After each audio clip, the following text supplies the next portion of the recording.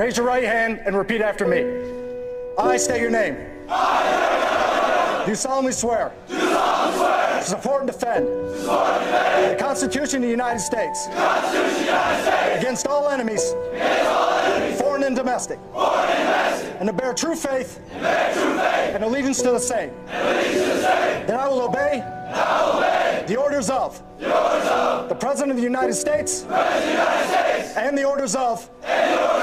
Those officers. Appointed over me. According to regulations. And the Uniform Code of Military Justice. So help me God.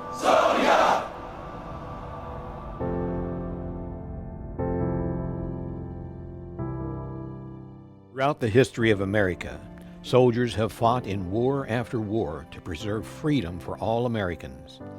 Their bravery and heroism have been told and retold in an effort to honor the sacrifice of our veterans. First Baptist Church at the Villages has among its membership real heroes who fought and sacrificed. Veterans with stories of God's divine protection. Real heroes who have endured the horrors of war. Veterans who have served faithfully among peace times, but were always willing to fight while freedom was threatened. And veterans who never served in an equipped role for battle, but vitally supplied various needs and carried out functions that supported those that did fight. You are our heroes. We honor you today. It was July 1914. The United States had isolationist policies in place and originally wanted to stay out of the ongoing World War, otherwise known as the Great War or World War I. But the U.S. eventually got involved after two incidents caused by Germany. The first, the sinking of the RMS Lusitania, was seen as an act of aggression, for many U.S. citizens were on board. The second was the Zimmerman Telegram, in which Germany persuaded Mexico to join their cause against the U.S.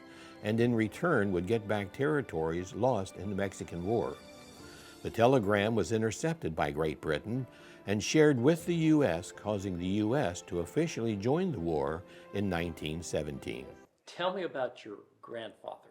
He was in WWIII and he was in WWII. He managed to survive the Depression. He managed to survive the segregated military and retire as a captain. In the 1930s, America's desire to remain neutral and isolated resulted in a hands-off response to the increasing tensions across Europe and Asia. Tensions continued to escalate. Germany took control of Austria. Hitler and Mussolini formed the Axis military alliance between Germany and Italy. The alliance was soon joined by Japan, and America became more interested in the war when Hitler invaded Poland. England and France soon declared war on Germany. Hitler expanded his territory by taking Denmark, Norway, the Netherlands, and Belgium. In June 1940, France fell to Germany, and America began a true build-up in anticipation of actively entering the war. On December 7, 1941, the Japanese attacked Pearl Harbor, killing over 2,400 service personnel and civilians, and damaging or destroying 8 battleships. And America officially entered the war. But by that time, the entire world was at war, and America would be forced to fight in 2 arenas, Europe and the Pacific. At the beginning of America's involvement, Hitler's reign of terror prompted an international drive to take down Germany first. Allied forces under the direction of Dwight Eisenhower were victorious in northern Africa and in securing the Atlantic Seaway. Mussolini was overthrown in Italy. All of this led to the invasion of France on D-Day, June 6, 1944. The invasion was a decisive victory for America that turned the tide of war. But the victory came at a terrible loss. There were 10,000 Allied casualties in the D-Day invasion. The crippled but still powerful German army launched a counterattack in December 1944. They had advanced deep into Belgium, creating a dent, or a bulge, in the Allied line. From December 1944 till January 16, 1945, Allied forces fought the Germans from the north to the south in the Battle of the Bulge. German forces were destroyed, but again, victory was costly. There were 77,000 Allied casualties. Your dad, as I understand, he was a key person in one of the most decisive battles in World War II. He was only 18 years old, and that's such an important thing to remember because they were just kids. My dad was a radio operator and repairman, and the Germans were knocking out all the bridges so the Allied forces couldn't get into Germany. Now they had pushed them back, and they were doing really well, but the Germans were blowing up the bridges all along the Rhine. And the last bridge was the Ludendorff Bridge, and that was a crucial piece of the war. They and other Allied forces were there at the bridge. Now they were a little ways away from the bridge when they captured a German soldier who gave them the information that the bridge was going to be blown at 4 o'clock that day. They had like 45 minutes to get there, and they were a good 20 miles away. So they booked it on down there. Nobody thought about the fear or the fact that the planes were now trying to blow the bridge. They had actually collapsed one of the piers that held the bridge up when they got there. Now 3 of the men went out to cut the cable to the explosives. They had minutes. It was really, scary. They got out there and their pliers could not cut the cables. So in minutes, they just gave it 3 rifle shots to the cable, and it cut the cable and disarmed these 40-pound bombs that were all across the bridge. A lot of the men died going across the bridge. I think 300 men died, and it was 2 weeks later the war ended, and that was it. Right, and that is the infamous Battle of what? Of the Ludendorff Bridge at Remagen. Okay, was this part of the Battle of the Bulge? Part of the Battle of the Bulge, but that was the end of the entire war. America also had to turn its attention to defend itself against Japan in the Pacific. The Japanese victories in the Pacific, especially in the Philippines, soon forced America to take the offensive. On July 21, 1944, Americans landed on the island of Guam, and within 8 minutes of the assault, the American flag had been planted in the soil. By August 4th, the Japanese line had collapsed, and America had taken back the island of Guam. Guam became a valuable asset in the rest of the war. After conquering Guam, attention was turned to Indo-Asia. Burma Road stood as more than just a rural passage. It became a lifeline. Along this quiet stretch of earth, soldiers said their goodbyes. Families held on to hope, and a small American community found ways to support a world at war. Convoys rumbled down this path, carrying supplies and courage alike down Burma Road. He was in a signal unit. After training, he spent most of his time in Europe and in Burma and India. They were anticipating going over into that theater around India, and they needed a way to get supplies back and forth and so forth. And what he did was they sent troops to build a road, Lido Road, that would go from China so that they would have a corridor for getting supplies back and forth. Well, in order to do that, they needed also communications. They had no communications wires or lines or anything. So what Daddy did is he strung communication wires and lines up the Himalayan mountains. What they did is during that time, of course, the Army was still segregated. By September 1944, General MacArthur was poised to launch an invasion of the Philippines, but he needed the support of Nimitz Pacific Fleet.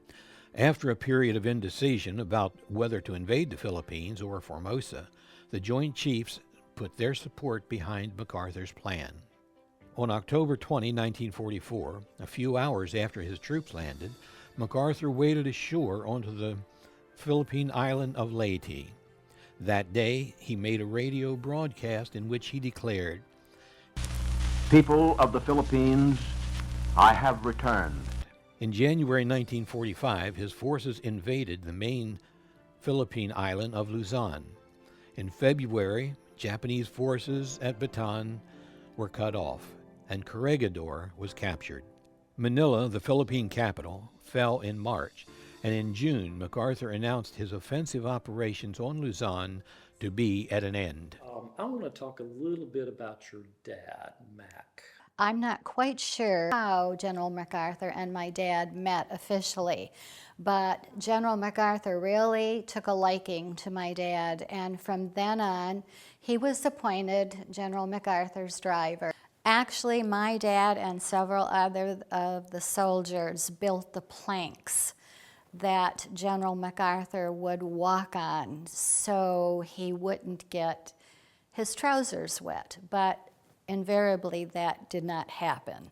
So yes, he was very fortunate to be there when that encounter happened. And there's actually, the National Geographic did a feature article on MacArthur in 1992, and we got a copy of that, as you can see on the screen there. And that was commemorating his walk into the Philippines. And where is he in that picture? He is right behind the general, and he is not carrying his rifle. The other person to General MacArthur's right would be carrying my dad's rifle, because General MacArthur trusted my dad with a pistol, just in case there was something to surface. In August 1945, President Harry Truman made a decision to send atomic bombs to 2 Japanese cities.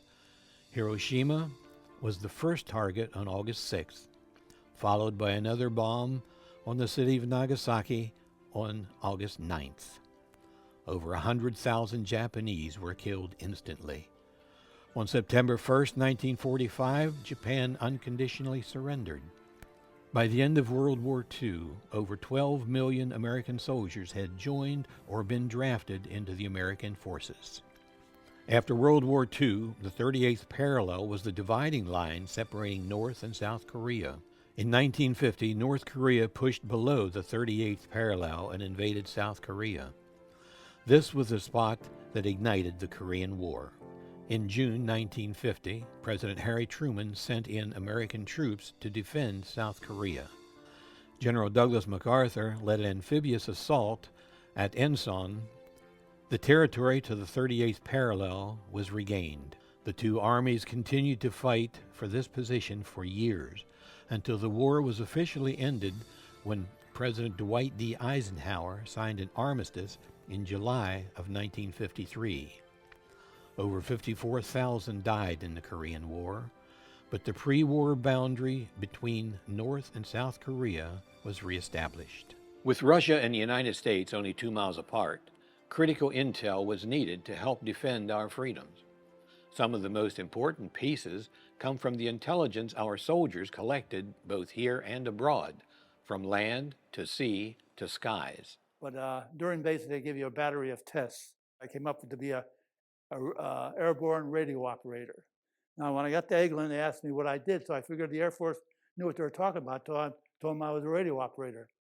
So I ended up stringing telephone wires through all the ranges at Eglin. And one day, I happened to see this guy running around with a camera. I said, boy, that looks like a pretty good job. So I went to the first sergeant. I said, Sarge, how about me going to photo school, which happened to be in Lowry Air Force Base in Denver, Colorado. In the meantime, we'll assign you to the photo lab.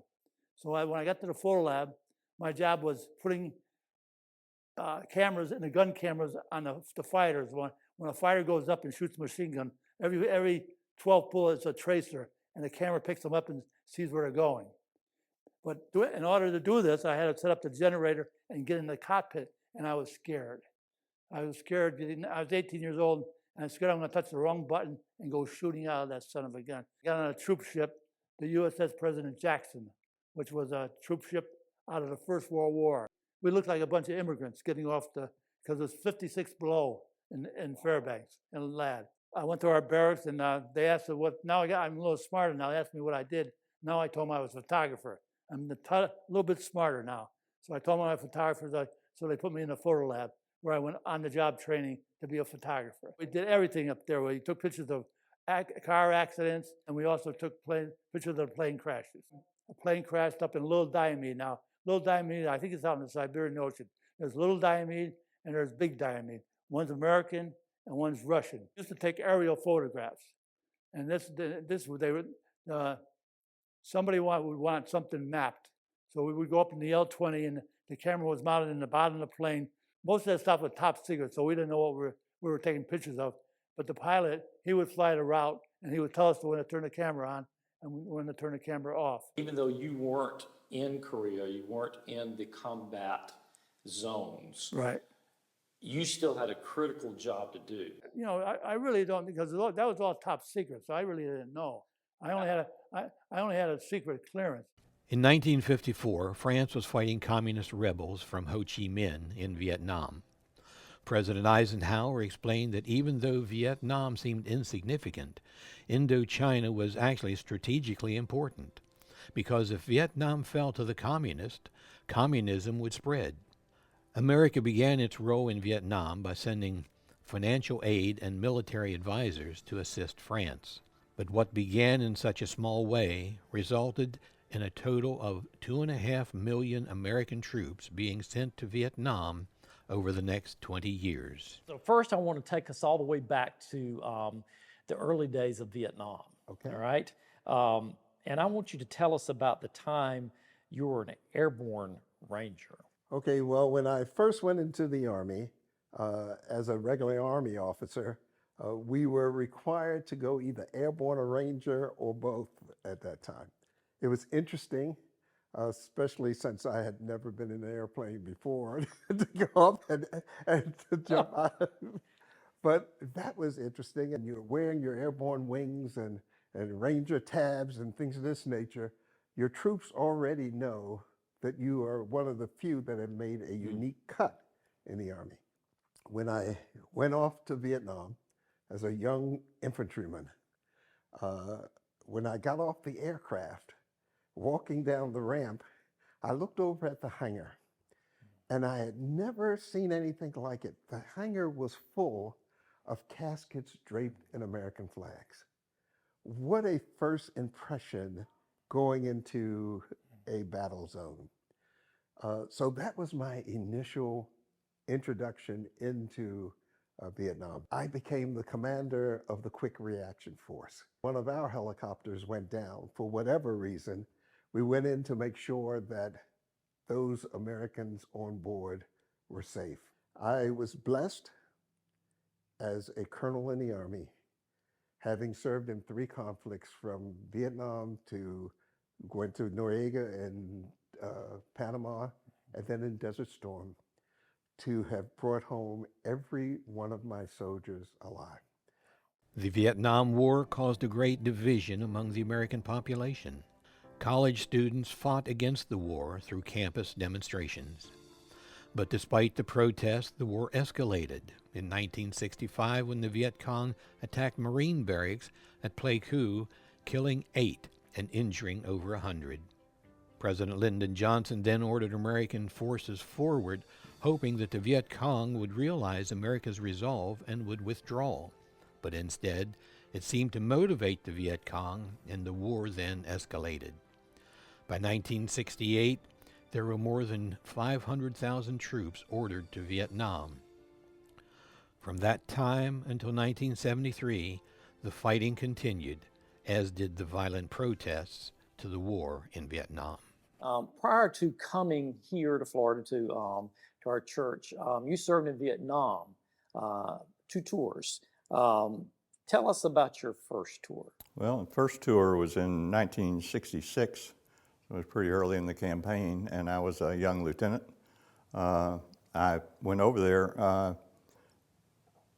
not knowing exactly what job I would have, but exactly turned out to be a postal officer. So I was the postman for the northern part of South Vietnam. My successor was killed on the same road that I went over several times by landmine on his way to Hue. But I had a college friend who was over there, first time out in a helicopter to be dropped in a landing zone. Here's a guy who never made it to the war, but was a casualty. And of the war, 58,000 people died in the war. Well, after that, you returned home, and what kind of welcome did you get coming home? Well, kind of a hero's welcome. Everyone at that time thought that we were doing the right thing in Vietnam, and people couldn't do enough for you. They found out you were in Vietnam. I even escaped a traffic ticket because of that. All right, now you turn around and you went back for a second tour. Tell us about that. I saw some situations there, again, referring back to the people who died not as a result of combat. There were 300 who died of self-inflicted wounds. And I found out about a month after I got there, the guy who lived in my hooch had spread his poncho liner out, laid down in the middle of it, and shot himself. A lot of tragedies that didn't necessarily have to do with combat. Major that came in, they always come to the base camp for a couple of days and then get sent out into their respective unit in the field. And he was there, and I observed that he had problems with the boardwalk. The boardwalk wasn't that wide, maybe 3 feet wide, and he kept stepping off of it. And I thought, this guy's going to have a problem. He kept stepping off the boardwalk, and the thing that they tell you in the field, if you're out in a rice paddy where there are landmines all around, that you step in the same track as the person in front of you. He got a leg blown off. He didn't survive. I just think he probably lost the will to live. So now you come home for the second time. Was it like the first time? You know, the war protests were going on or already started and deep into it. And I had to actually step over people with ketchup on them to get to work many days. I was spit at, cursed at, totally different experience than the first time. By January 27, 1973, America and North Vietnam signed the Paris Peace Accords, which ended the war. This included the immediate release of American prisoners and the withdrawal of troops from Vietnam within 60 days. The accords were designed to bring an end to the North Vietnamese aggression. However, soon after America left the country, war broke out again, resulting in victory for the North Vietnamese in 1975. There were over 58,000 American deaths in Vietnam and more than 150,000 wounded. Tell me about your involvement in Vietnam, because you played kind of a critical role that people don't really think about. Tell us about that. Well, I went over not with a rifle in my hand. I went over with my medical experience, training as a medical specialist to save lives. My faith had to be strengthened because the fear of going to war, every soldier has to face that, was very evident when I first got there. And for a person who had been in training to be a medical specialist, which I worked in a dispensary and evacuation hospital, is equivalent to emergency room. You have injured people and sick people coming in every 12-hour shift, and I was on 12-hour shifts, and I wasn't prepared for it. And God had prepared a person, my partner, the person that I worked with and also roomed with. He was a Christian. And right off the bat, he started asking me questions about my faith, which I found difficult to answer. And the third day I was there, we had a rocket attack in our area, and we had been trained to go to bunkers that hopefully will provide protection for us. And this was like at 4:30 in the morning, and I jumped up with fear on my mind and started running for the bunker, and realized that if I kept running, I would hurt myself because I would go over a little balcony and fall on the ground. But finally, I got in the bunker, and you can hear the rockets, landing. And about 2 minutes, my roommate comes walking in like he's going for a morning walk. And when we got back to the room, I said, you didn't hear those rockets coming in?" He said, "Yes, Otis, but my faith is in God. And if God that's the way I was going to end my service in this country, so be it. Other than that, I am not going to act in fear. I act in my faith." And from that point on, I realized, Pastor Charles, something was missing in my life. Being a recent college graduate and everything, having an ego as big as the ocean, I realized that what my mom had told me came back to my mind and to my spirit, is that God was in Vietnam too, and he wanted me to get to know him. In the time between the Korean War and the Persian Gulf War, outside the restraints of Vietnam, the U.S. was in a strategic game of chess with Russia, otherwise known as the Cold War. The Cold War was the most important political and diplomatic issue of the early post-Korean period. The main Cold War enemies were the United States and the Soviet Union. Cold War got its name because both sides were afraid of fighting each other directly. In October 1962, the United States and the Soviet Union engaged in a tense 13-day political and military standoff over the installation of nuclear-armed Soviet missiles on Cuba, just 90 miles from the U.S. shore. President Kennedy called for the Soviet Union to dismantle and withdraw its missiles from Cuba. When Soviet Premier Khrushchev refused, the U.S. enacted a naval quarantine around Cuba, intercepting all Cuban-bound Soviet ships and turning away those thought to be, or confirmed to be, carrying weaponry. Khrushchev considered this quarantine on Cuba an act of aggression and ordered Soviet ships to proceed, not only escalating the potential for armed conflict between the two superpowers, but nuclear war. My name is Ivan Jocelyn. I served in the Navy and the submarine force for most of my career, but full Navy career started in 1954 and retired in 1992. And I'd been in college for 2 months and my draft notice came in. So the next Monday night I rode into the Navy Reserve Center in Asheville, North Carolina, went across the quarterdeck, they saluted me, and 5 minutes later I was standing in front of the American flag with my hand up, taking the oath, and little did I realize that I was casting my lots for the rest of my life. Well, after submarine school, we had a chance to select the port that we wanted to serve in, and I selected Key West, and I got orders to go to the Sea Poacher down in Key West. Went aboard in 1960. We became very actively involved in the Cuban crisis along with other submarines out of Key West.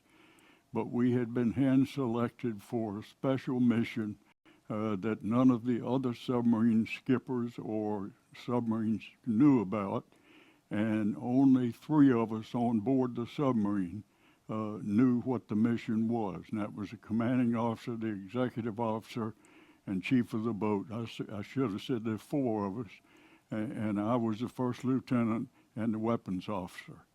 And so we had been sworn to top secret mission, but we were very involved in standing guard during the Cuban crisis, and ended up being the submarine that had torpedo war shots loaded, and we were tracking the Soviet submarine, Soviet ship that was bringing missile components to Havana. We tracked him right until President Kennedy had given Khrushchev a line and said, if you cross this line in the ocean with that ship bringing missile components, we're going to sink you to the bottom. But we were the submarine that was sitting at the end of that line with the periscope up, watching this merchantman come down the pike. And he got about 3,000 yards from that line, imaginary line, and all of a sudden he did a left turn and headed out to sea. So that's how close we came. We were on full standby with 30 seconds notice to hit the button to fire torpedoes. We had a spread of 4 torpedoes ready to go, and they were loaded and they were war shots, and we would open the doors to the torpedo tubes were open, and I was the guy that would have pressed the firing button if the president had told us to do so. It was a super tense moment. The sobering part of it is that you realize then and every day after that if you'd ever had to press that button, it absolutely would have started World War III, and who knows what kind of nuclear response they would have had to that. And it was not until about 45 years later that the top secret classification of that mission was removed so that I could talk about it. I had never mentioned it to a soul in my lifetime, including my family, had no clue what we had been involved in. The next day, Khrushchev initiated a call to President Kennedy. A deal was made, and the Soviets yielded to President Kennedy's demands when the U.S. agreed not to invade Cuba and to remove all the NATO and U.S. missiles from Turkey. After the Cold War and many other intermediate skirmishes, the United States became involved in major conflicts in the Middle East. In the First Persian Gulf War in 1991, coalition forces invaded Kuwait in southern Iraq on February 24th, and over the next 4 days defeated the Iraqis and liberated Kuwait. Following Desert Storm, the Americans were plunged into a new war against a new enemy, terrorism. In the remote mountains of the Hindu Kush in Taliban-controlled Afghanistan, CNN correspondent Peter Arnett asked Osama bin Laden, "What are your future plans?" With the slightest smirk, bin Laden replied, "You'll see them and hear about them in the media, God willing." The interview took place in March 1997. It was bin Laden's first television interview, and it was the first time the al-Qaeda leader declared war on the United States to a Western audience. Growing in parallel to this gathering storm of jihadist violence in the 1990s was the wave of far-right terrorism in the U.S. Terrorism, which is commonly defined as politically motivated violence directed at civilians by entities other than a state, can and does come from all sides of the political spectrum. On September 11, 2001, our country experienced an unprecedented terrorist attack on the World Trade Center and Pentagon. The worst American attack on American soil, the United States moved toward a doctrine of first strike, preemptive war to eliminate threats to our national security. Drawn into this arena were Iraq, Iran, and North Korea, along with the ever-present threat of Russia. With this constant threat, we were soon engaged in what would be the longest conflict in our nation's history, Afghanistan and the Taliban.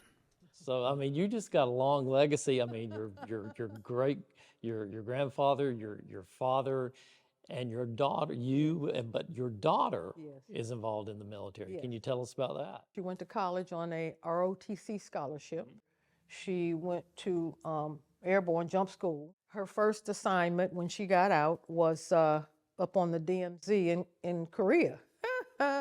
She just had to go up to the headquarters building in Balad for something, and she was the only one that was out of the building, and the building was bombed. They called it the death road from Balad to Baghdad, and that's where that we would get our supplies shipped over there. And every once in a while, you would get a commander that just wanted to show whatever. and send them up and down that road, which was full of mines, just to have a presence that we're here. And then her convoy, the last convoy got bombed, and she said, "Mom, I'm coming home." In the following years, our technology improved. Our forces began to expand beyond the seas and the air. Space became a new frontier in which not only to explore, but to extort. America would now be facing increasing threats from several nations that would be exploiting the usage of a new threat, ICBMs, otherwise known as intercontinental ballistic missiles. Today we face nothing new in terms of conflicts, but the stage has been shifted, and it is our brave men and women of our military that will continue to step up to the call and give of themselves for you and for me. It's the first assignment doing missile operations. We said take a career field that's pretty easy to do most anywhere else. At least in personnel was good, so she worked personnel while I was on crew. She was kind enough to say it's your career, and she'll work her career along with it as you need to. So when I was then assigned to Los Angeles Air Force Base to work in the Strategic Air Command Systems office there, we then had to work her assignment. So she was able to get a job as an executive officer for the Milstar satellite communications program there. Which is another career field. Yeah. It's not personnel, so it's a little bit of a shift. And I was going captain to major while I was there, but I was working at the headquarters level while she was looking at the base level for personnel. Meaning if you had nuclear war going on for some reason, you could still get communications through and whatnot. So the program that she was working was one that was critical to the Strategic Air Command to ensure that it would be brought online and those satellites would be put up in space. So in an indirect, almost direct way, you had something to do with Reb's. What I was working on. Yeah. Well, yeah, he was our liaison officer too. When you had to go to Moscow and do some negotiations. So that would after I got the headquarters assignment, they brought me into the headquarters to work with their International Arms Control Office there. It was a colonel in charge at the time, that program. And they brought me in because of my nuclear background plus now my space background. And they had me also involved with the nuclear arms control treaties. Some of the activities associated with some of our telemetry equipment for the missiles and whatnot, we had to go into Russia to do that. And so we were the first team of U.S. people to ever go to Plesetsk missile range for Russia. Is their premier missile test range, just like Vandenberg Air Force Base is ours for doing test launches into the Kwajalein Atoll to make sure our weapon systems are working properly. So obviously we were briefed on what things to be looking for as we went in there, because they said, you're the first eyes ever to be in that area.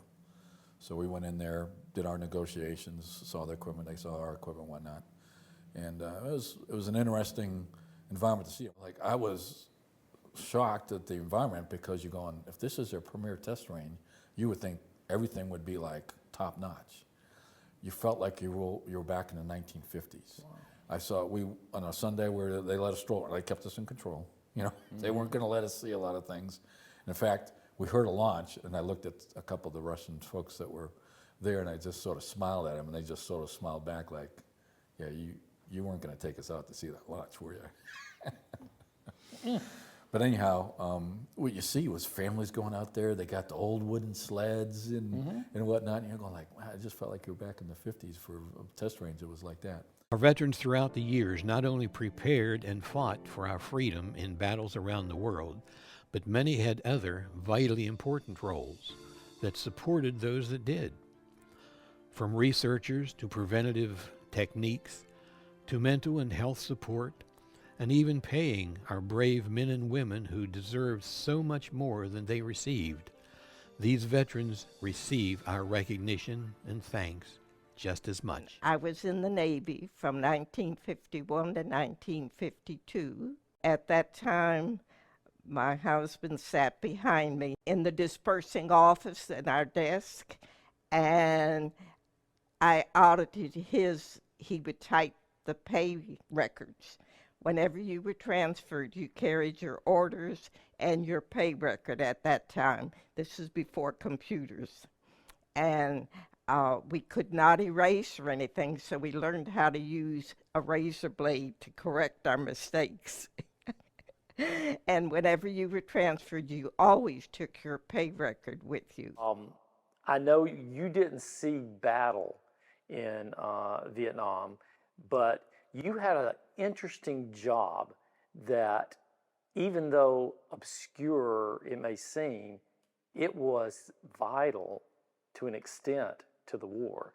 Can you tell us what that job was? Well, you know, basically, I was in the Medical Service Corps. The Medical Service Corps it has a number of types of professionals, optometrists, pharmacists, sanitary engineers, entomologists, which I was. None of us saw any battle, obviously, but I was in preventive medicine for the most part. And preventive medicine, the idea there was to keep soldiers healthy and their families healthy too, or any diseases spread by, in my case, what they call arthropods, insects, mosquitoes, and I think I've told you that there were like 25,000 cases of malaria in Vietnam. So basically it was preventive medicine, trying to keep people healthy. A major concern for those returning from battle were issues centered around health, both physically and mentally. We had a wealth of veterans whose job was to not only deal with their own participation in the military, but also to help those most in need. I started off as a Navy gal in Great Lakes, and then I transferred into the Army National Guard. But what they utilized us for is after 9/11, when everybody was being activated, our job was to stand up the community-based healthcare organizations stateside. So our soldiers, sailors, airmen, and Marines who got injured could come home and be at home with their families, healing and having care. And once they got to their max capacity, then we had the option to see if they were going to be able to be retained and stay in, or if they needed to be discharged, and then we would work on getting their next step of life and getting them back into the community. Our soldiers were going over and coming back, and a lot of them were repeats, so we were having to be more cautious, making sure that they were mentally and physically ready to go, because the soldiers that we were sending over, once they get over there and they're in that situation a while, the mental health aspects of it, they felt safer being in a war zone than they did in their own house. They knew what to expect in a war zone, and it was hard to come home to the quiet and deal with the things that they always did. And while they were gone, their families wouldn't understand the suffering that they were going through. And usually it took probably 4 to 6 months before the soldiers really started seeing some of the symptoms. And they themselves didn't see it. It would be the family that would notice that they weren't going out with their friends anymore, and they were becoming more withdrawn, and they would just pull away. Or I had one soldier, and while he was deployed, his daughter was born, and she went to wake him up in the morning, and she came dancing with her little ponytails to wake up daddy, because daddy was home, and daddy was startled awake and had raised a fist to her, and it broke him to see his daughter scared from him coming home with them. Have served with an amazing program here at First Baptist with Grief Share. But actually, your service extended far beyond Grief Share here. It extended through several wars. Tell us about a little bit what you did that's like Grief Share here. Okay. Well, when I was in active duty, I worked in drug and alcohol. That was a very hard program, which I was working on my master's degree, and I went to go into counseling. So they put me in that organization. And I did counseling for them for recovery. So I learned a lot about the addictions. But my feel for the grief share and the loss and how grief works came later in my career. When I was out of the Army and I became the Employee Assistance Director at Fort Hood Military Base, and the family members, when they lost their loved ones, then we had to deal with them. I also had to deal with soldiers because I was a critical incident team chairperson, and that means any incident that happened for loss, and watching the soldiers, it was pretty drastic. Carol, I know this is probably hard to talk about, but you had to deal with some personal issues at home with your late husband, Arthur. And if you can you tell us this sobering story? When I was in the military with addiction side, I was just doing some volunteer work while I was with my reserve unit. And this young man started talking about Stoneface, situation with Stoneface. And I said, Stoneface? And I recognized that he was talking about him was my husband. So I asked him, you in Vietnam? I said, with the 2nd or 16th? And he said, yes. I said, Benoit? He said, yes. And he went on to tell the story again about they were walking together, and he was smoking a cigarette, and he said Stoneface stopped to tie his shoes, and Baker kept walking. And said he kept walking, and all of a sudden, this explosion happened. And there was Baker there, and they took their ponchos and took his body parts to go take them back for them to fix them and put him together again. So that's what they kept telling us, it's going to be all right. That's what they were doing. And at that moment, I froze because I couldn't even imagine that.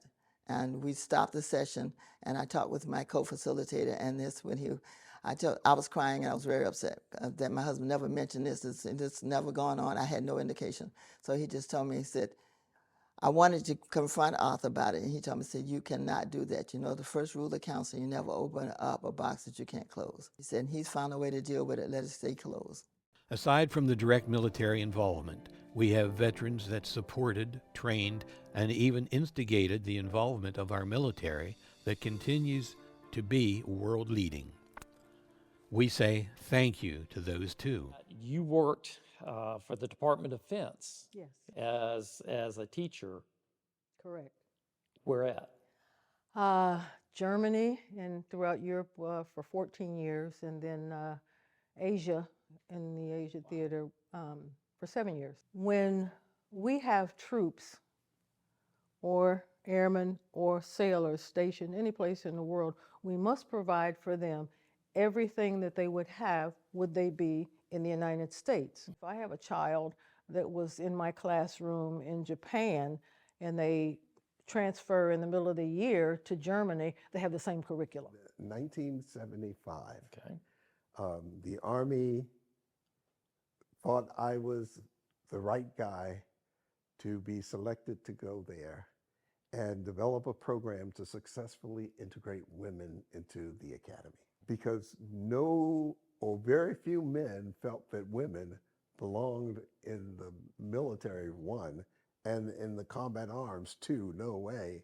And to go to a school whose job was to develop combat leaders like West Point, that was a hard-fought program. I am so proud of what those women have accomplished and what they stood for as we took an opportunity to help level the playing field. The other issue was, however, their ability to physically do the things that were required of cadets. My grandson was selected to go to West Point.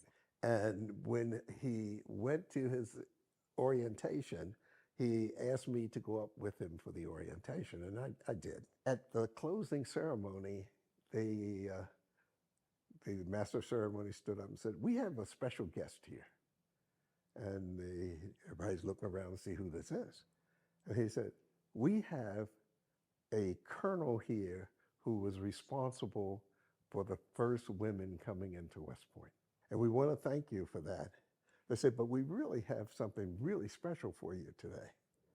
And I said, "Oh, what is that?" They said, "We have the first woman who graduated in the class that you helped get through, who's here to say a few words." And when she came up, I was really, really amazed. And she said, "Colonel," she said, "we have looked for you for over 40 years. I said, no, this tells you how long. They said, and I would go across some of my female classmates, and they all wanted to know whatever happened to Colonel Lumpkin. And she said, and I want you to know that you are truly our hero. And tell me, in the military, where were you stationed at? I was stationed out of Norfolk, Virginia, the Naval Operations Base there. And something happened when you were there that you almost got to come face to face with President Kennedy. Can you tell us about that? Well, I was selected to be what is called a plotter, or the one who presents the picture of the planes and the ships to the person in charge. In this case, it would have been the president. Very much appreciated it, and I remember them giving me this little name badge, so the president, if he had any questions, he could direct them to me by name. Warships, you don't have elevators. And if you think back in history, President Kennedy was known to have a bad back. And he said he's not going to climb those steps or ladders to get up there. And there was no one on the ship who could make him go up there.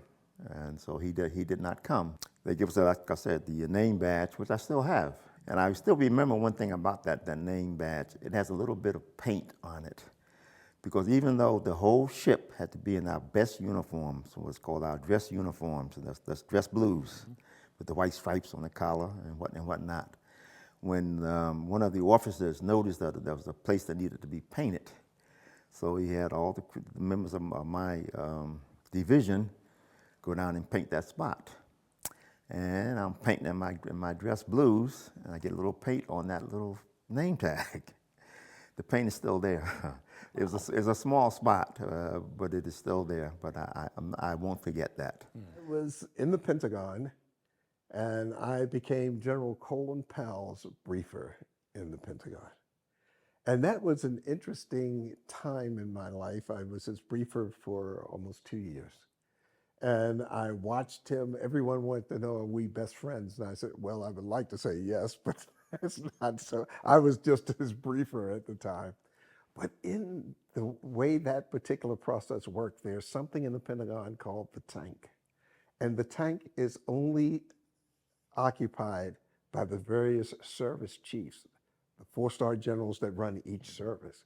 And there are only 3 briefers allowed in there: the logistics briefer, the intelligence briefer, and the operations briefer. And I was the logistics briefer.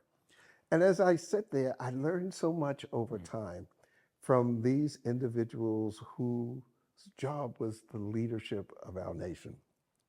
General Powell, I was just so impressed with the way he did business and the amount of integrity and honesty that he brought to the Even though we have highlighted the many roles of our brave men and women of our military, we must be careful to recognize another group of people that carried the weight as much, if not more, than our vets. They are our spouses of the veterans. So, Carol, can you tell me about these, what we call sometime forgotten people? Yeah, I think they are the combat backbones for our soldiers. They fight at the home front. And when our guys go off to war, we have to step in and fill both sets boots and heels. In the early 60s, they didn't have a lot of the supports that they have now. And I think due to my generation in there, that they became aware of some of the supports that the wives needed. The thing is that as a wife, we looked at, you're making all of these moves and you start out with scratch in your kitchen and stuff. So the Army had started what they call a Army Community Services. And I just happened to be on the front run in Germany when we put it together, and I had the opportunity to work with Colonel Patton's wife, who helped us at Stuttgart, Germany. Now, what would war be without those light-hearted moments and events that in some way kept the sanity of our soldiers during those sobering moments of service? I want to hear about this incident that happened to you while you were on the medical team supporting our Marines. So one drill weekend, myself, I was an officer, probably a lieutenant commander at that point, and we go out with these Marines to all these trainings, and some were in a classroom, and we just went all around everywhere. But as the day went on, we have one where they went to a shooting range. And so I sat there and I was pretty attentive to this one because I'd never shot a gun. I hadn't even ever held a gun. So this training, I listened, and then the guys, it was mostly men, young men, and they would go up to the line and they would load their weapon and shoot the target. So we got up to the end, and this instructor comes over to me and he said, "Ma'am, would you like to try?" And I was like, "Yeah, I know." And I thought, I know what to do because I listened to the training. So I get up there, or stand across. It's like this wooden shelf kind of thing, and so I go up, and so they had a sort of sequence. You go and you pick up the gun, you eject the cartridge, and you put the gun down, and then you load your bullets. And so I'm there, and I'm trying to put this bullet in, and it won't go. And I'm looking around, and everybody else is like, whip, whip, whip, load it. And I'm like, what's wrong here? And I just kept pushing and pushing. And finally, he must have probably been 12. It looked like he was 12, but there's this little Lance Corporal. He sort of leans over and he says, "Ma'am, you're putting your bullets in backwards." So that was a pretty humbling experience for me. I was in the military. My girlfriend, we were both military, walking on the 4th of July, and our husbands was walking with us.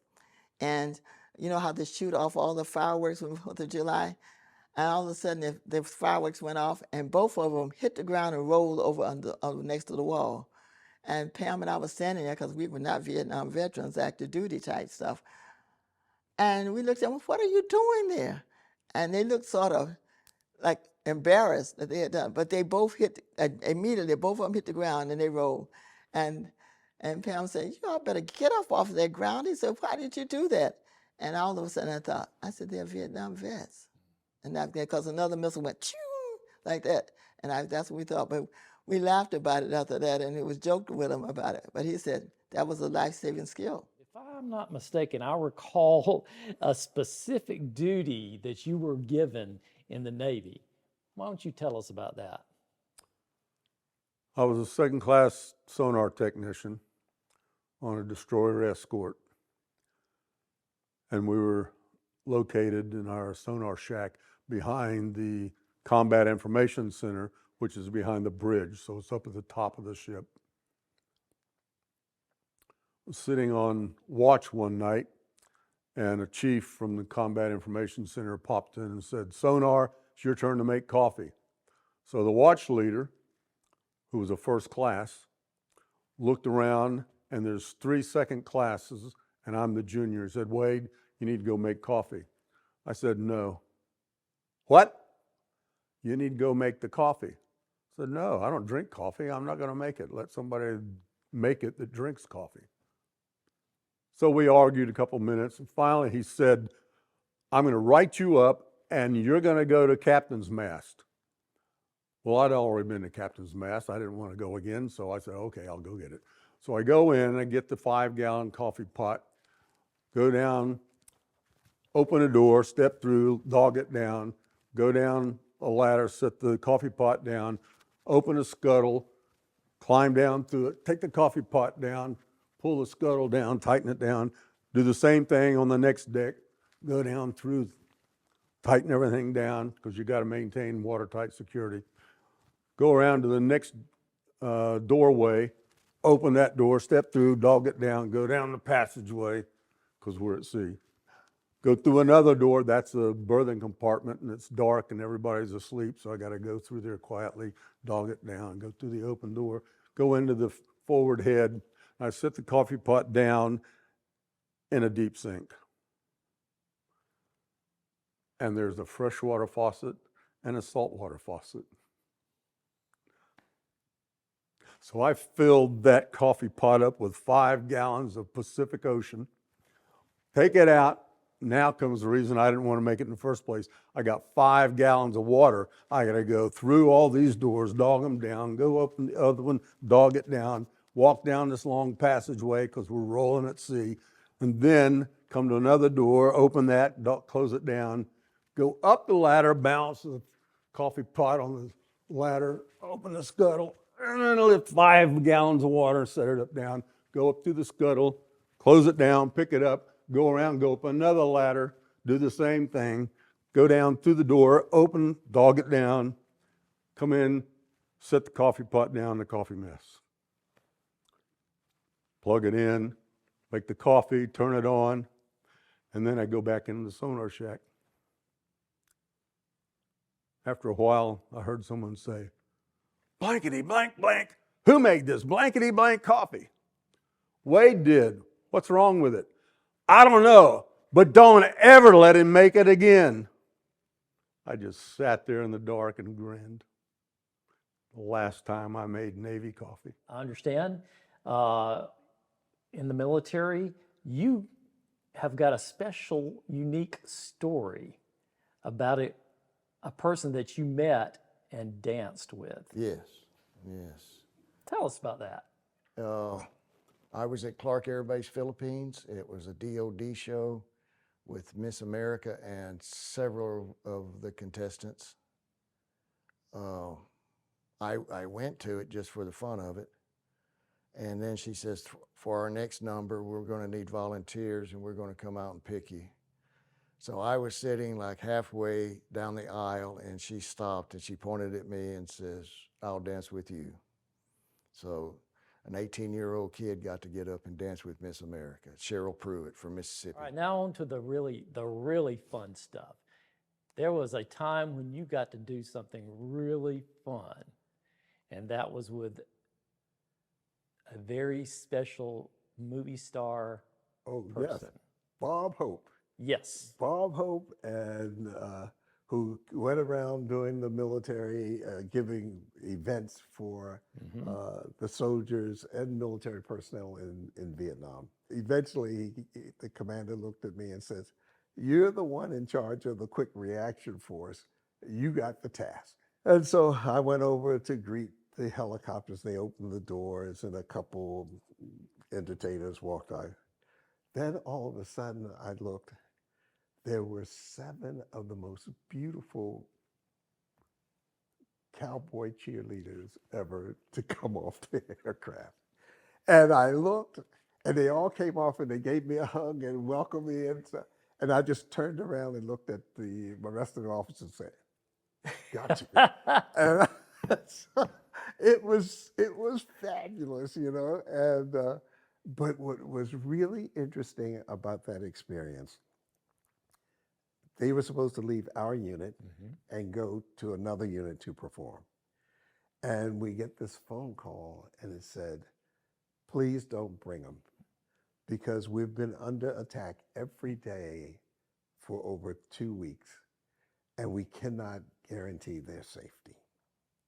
So we said, yes, we got it. So we went back and I told them.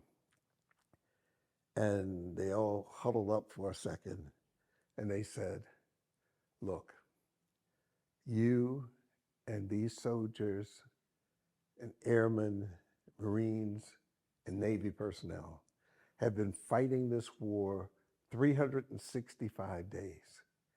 You did not take a break because it was dangerous. And what we want to do is, can you get us in there? And I said, well, I have to get approval, but yeah, we can get you in, but we can't guarantee the safety. They said, that's okay. If you guys can do what you do, then we can do what we've been sent here to do. Though costly in so many ways, many veterans owe their life to the service of their country. When asked, they proudly stand up and say, if I had to do it again, I would do it again. If you had the chance to do it again, would you do it again? Absolutely. Absolutely. I have wonderful memories, and they were not all beautiful memories, but I had wonderful memories. I would do it again because the rewards have been fabulous for me and my family. Yes, I would. Absolutely. Oh, yeah. In fact, if I had it to do over, I would have gone active duty. For love of country, yes. For faith in God, yes. But yes, I would do it again. And I think, even today, that every young person should go in the military. Absolutely. You know, I think I'm a patriot of this country. I'd do a whole career in the Air Force again. Absolutely. I absolutely would. That's a simple answer. I'm proud for my service, and I would have done it again. I got this call from the entertainment department, and they said, Colonel, would you mind coming over here? We want to talk to you. So I said, okay, I'd be happy to do that. And I went over, they said, we're about to have a big parade, and we want to honor the Vietnam veterans. And we would like to know if you and the Vietnam veterans would honor us in leading the parade right behind the flags. I said, yeah, this would be fantastic. Well, I rushed back to our meeting, which was held at Lake Myona, and I said, I'm pumped now. I'm really feeling excited about this. And I said, soldiers and fellow comrades, I said, we have been selected as the unit that would lead the parade. And I'm really excited. And I looked out in the audience, and I'm the only one pumped up about this. And I couldn't figure out what was going on. So I said, okay, guys and ladies, hold it for a second. What's going on? They said, Colonel, you said we had to march in a parade. They said, we can no longer march. We had bad knees. We had broken hips. We have arms that with rotator cuffs. Our backs are thrown out. We cannot march. I know you're excited about this, but that's just not who we are anymore. And I looked at him and I said, listen, we are not doing this for you or for me. We are doing this for the 58,000 plus soldiers that did not come home. And we talk about not being recognized and not being appreciated. Well, this is our opportunity. And I said, if we can't march, we'll do the Vietnam Shuffle. So we, in fact, got together behind the Rialto Theater. The band struck up, the soldiers got in line, and we started around the corner. All of a sudden, where the parade actually began, we looked up, 10 to 15 people deep were all along the parade route. And they shouted with loud voices, Vietnam veterans, welcome home. Vietnam veterans, thank you for your service. God bless you, Vietnam veterans. I couldn't believe it. I had been in the Army and had been out for some time now, and I had never had anyone to do this. And I look back at the soldiers that were marching with us, and I saw a real miracle. I mean, an honest, the truthful miracle. Those bad hips and bad knees weren't so bad anymore. Their shoulders were back. They marched with pride.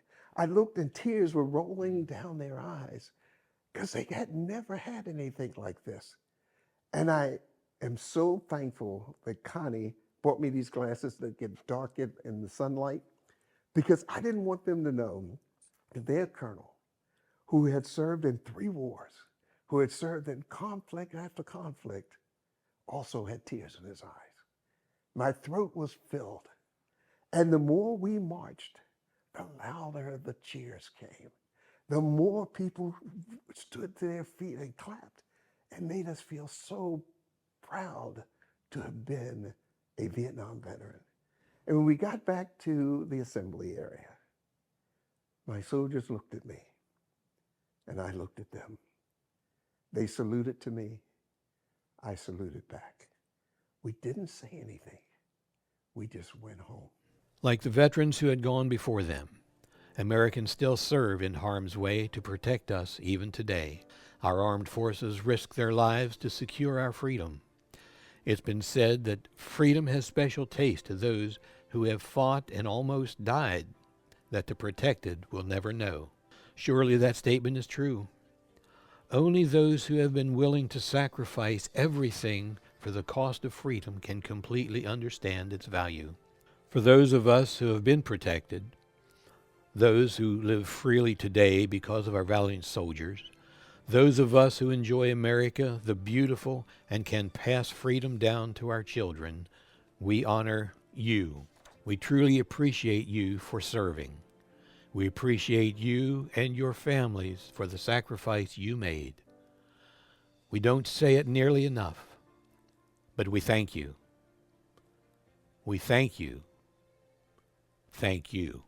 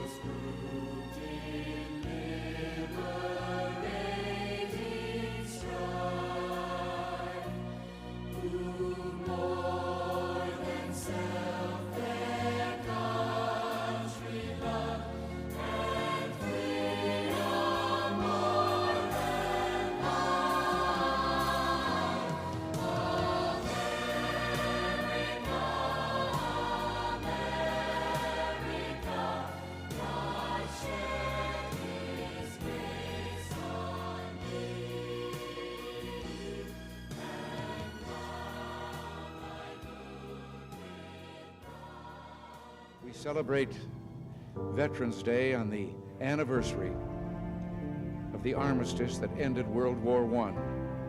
The armistice that began on the 11th hour of the 11th day of the 11th month. The timing of this holiday is quite deliberate in terms of historical fact. But somehow it always seems quite fitting to me that this day comes deep in autumn when the colors are muted and the days seem to invite contemplation. It is, in a way, an odd thing to honor those who died in defense of our country, in defense of us, in wars far away. The imagination plays a trick. We see these soldiers in our mind as old and wise, but most of them were boys when they died, and they gave up two lives, the one they were living and the one they would have lived.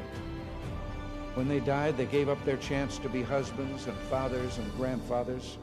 They gave up their chance to be revered old men. They gave up everything for our country, for us. And all we can do is remember. I will not fail thee, nor forsake thee. In memory of those who gave the last full measure of devotion, may our efforts to achieve lasting peace gain strength. Let us make a vow to our dead. Let us show them by our actions that we understand what they died for. Strengthened by their courage, heartened by their value, and borne by their memory, let us continue to stand for the ideals for which they lived and died.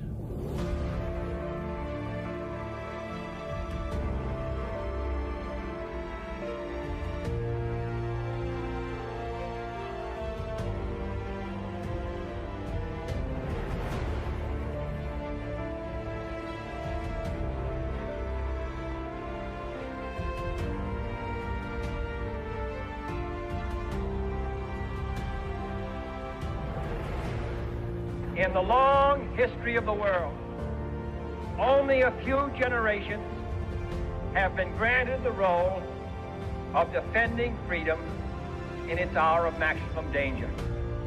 I do not shrink from this responsibility. I welcome it. I do not believe that any of us would exchange places with any other people or any other generation. The energy, the faith, the devotion which we bring to this endeavor will light our country and all who serve it. We shall pay any price, bear any burden, meet any hardship, support any friend, oppose any foe to assure the survival and the success of liberty.